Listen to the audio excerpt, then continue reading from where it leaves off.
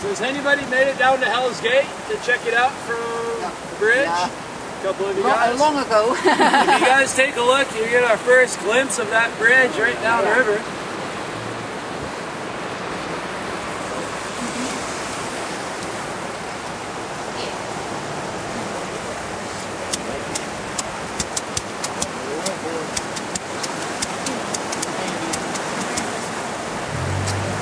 It'd be impressive.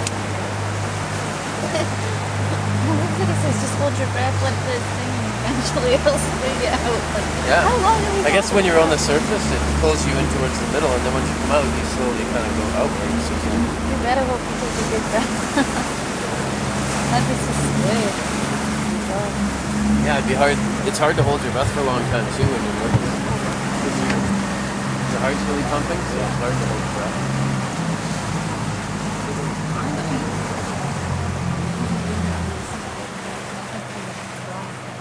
So this narrow section of the Fraser is actually the narrowest part of the Fraser River. And in 1808, when Simon Fraser was coming through here, he wrote in his journal one night that no man should ever travel this waterway through this canyon, for surely we've encountered the gates of hell. And that's how this area has gotten its name. Whew, that's kind of soft there, but...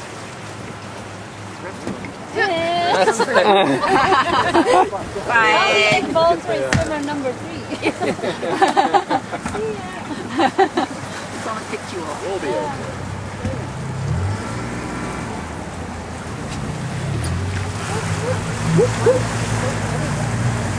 You guys look back behind me, you can see an old retainment wall that was built by the Chinese workers. Not too bad of shape for being a couple hundred years old. They say for every mile of train track that was built, 3 workers, Chinese workers, were killed for every mile. Most of their deaths were caused by accident, whether it be rock fall or maybe it was payday and their boss didn't want to pay them, so they would tell them to go work on a tunnel and light up some explosives in there or something.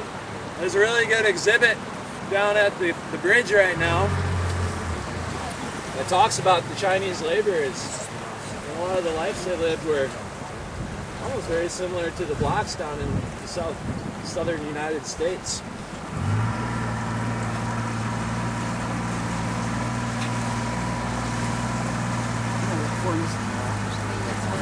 Why particularly Chinese? They came up from the California gold rush of 1848, so it was about a decade later. So there's a lot of Chinese immigrant workers coming in to build railways down in the States. California gold rush turned up dry after a few years. 1858, Ed Hill found gold on the Fraser just south of Yale. And boom, 30,000 people showed up in one summer. You guys all came to Yale this morning. It's not that happening of a town these days, but you can imagine back then it had 20, 30 brothels, 20, 30 bars, 30,000 people there. Yeah. Pretty incredible. Yeah. Huge boom town. They said it was the biggest town north of San Francisco and west of Chicago. That's right. That's a great quote. There you go, Chris. Yep.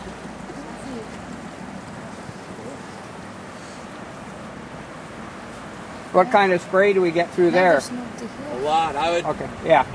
I'll show you how to roll that bag up properly because I don't want your cameras to get ruined. Okay. Yeah. Well, they're not getting, the water's getting in there yet. I've pulled it up. Okay, well. Yeah.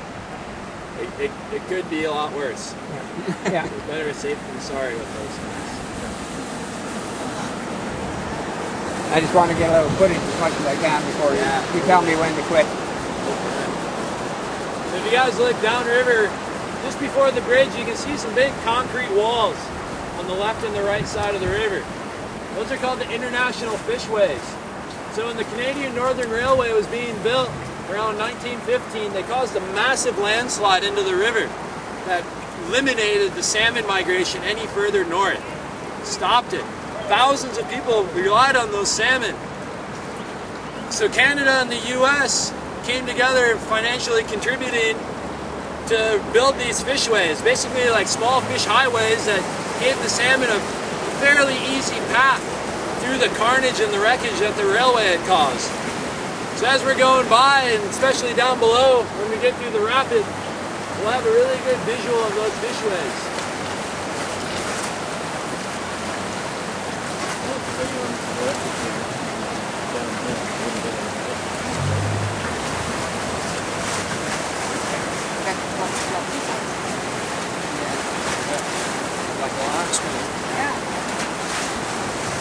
You guys will want to get up and get ready here in that white water position.